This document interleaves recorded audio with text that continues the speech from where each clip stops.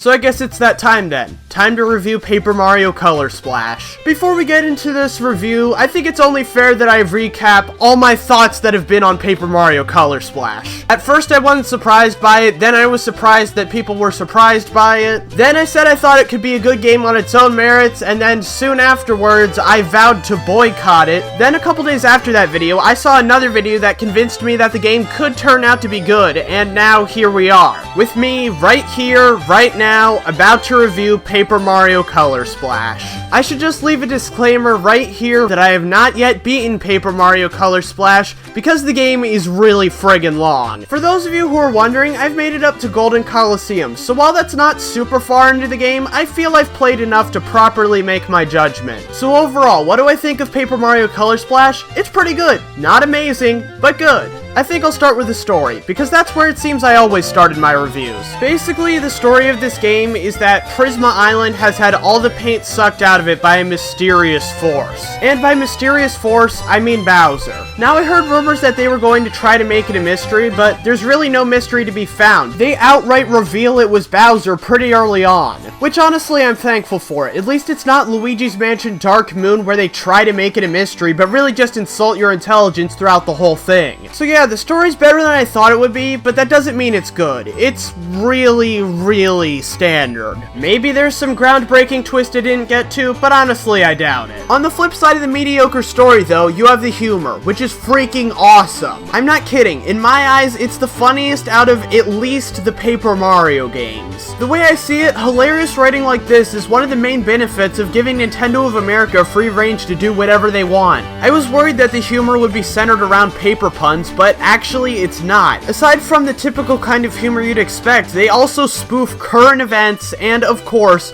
the Mario series itself. One of the main reasons I was okay with Bowser being the main villain is the fact that they actually make fun of how cliche that is. Now, going into new characters, most of them are Toads, which I'm both okay with and not okay with. A lot of these Toads have unique personalities and are somewhat memorable. What I wish they did is give the Toads unique appearances like in Thousand Year Door. Because outside of the rescue squads, it's basically, oh, that Toad's not red, therefore he's important, and that's pretty much the end of it. Which is a shame because they did have unique personalities, I just wish they had unique appearances as well to coincide with that. So what do I think about the visuals? Simple. They look very good. Basically, imagine the paper aesthetic gone as far as possible and in HD. How about the music? It's pretty par for the course. It's about the same quality as Sticker Star's soundtrack. And now we get to the most complicated part of all, the gameplay. I'll start with what you do on the field. Basically, the gimmick of painting stuff in is fun. I enjoyed it quite a bit. I found it satisfying to paint these levels in and return them to their former glory. The levels themselves were fun to navigate around. Despite each of the worlds having an overarching theme that's one of the typical Mario themes, each of the individual levels does feel like its own level. Despite there being a bunch of levels in the desert world, they don't feel like generic new Super Mario Bros. Levels, and I can easily tell apart the mountain level from the one that's just the professor's house. The thing that I found most interesting about the levels is that the game's not nearly as linear as you might think. Most of the levels have multiple paint stars, which allows multiple exits. The thing that's really cool about this is that the game will tend to have you tackle the levels in an order you might not expect. For example, once you get to Crimson Tower, you might think you can just waltz right in, but no, you actually have to do a bunch of stuff in other levels first. Some of which even give you different color paint stars. But unlike Sticker Star's clumsy navigation, which was my main problem with it, Color Splash is actually clear with where you need to go and what you need to do there. There are a lot of people who really don't think there should be a world map in a game like this, but I thought it tied together the levels nicely. Besides, Super Mario RPG had a world map, but no one seems to be talking about that. My one problem with this type of navigation is the fact that oftentimes in order to get the second paint star in a level, you have to go pretty much all the way to the end and just take a slight deviation the second time around. One last thing while I'm still going over what you can do on the field, because yes, that is what I'm doing,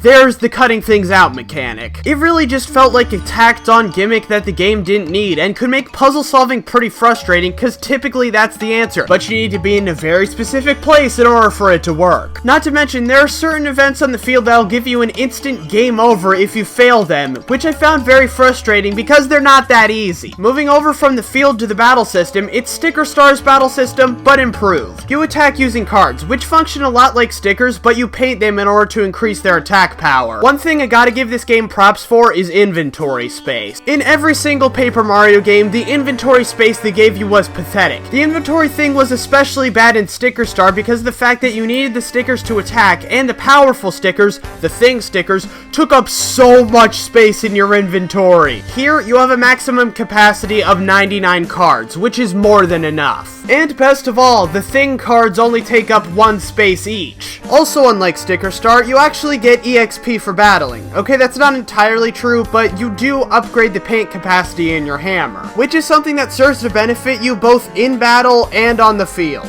Now, with all this praising I'm doing of Color Splash's battle system, that must mean I like it, right? Unfortunately, no. In fact, it's probably my biggest issue with the game because while the story is basically non-existent, it's also avoidable. The battle system is not. While you can auto-sort your deck, it still takes a lot of scrolling to get to the card that you need. I really don't get why that is, as they could have easily just stacked repeats on top of each other. Also, they make you flick the card onto the screen, which slows down the momentum and is pretty much just to say, "Howdy there, we're using the gamepad, that makes us smart, right?" Also, the jump timing just feels off in this game. Seriously, how did they do that? Even in Sticker Star they got that right. But those are just nitpicks. My real problem with it is the fact that it's built off item conservation, you can't target enemies, and it's just not really that fun. I mean, typically I'll be having a good time on the field until I'll see an enemy and I'll just be like, fine, I guess I'll go kill him. I don't really have much of a choice anyway. But with all that out of the way, what are my final thoughts on Color Splash? Overall, Paper Mario Color Splash is a good game, but it had some roadblocks that prevented it from being a really enjoyable game for me. Don't get me wrong, it's still miles better than Sticker Star, but I still think it had some problems that prevented it from being as good as it could have been. For those of you who wanted a new Thousand Year Door, obviously you're not going to get it here, but maybe pick it up. You might find something you enjoy. The game currently sits at $60, and while yes, it is a good game, and while it is probably longer than all the other Paper Mario games,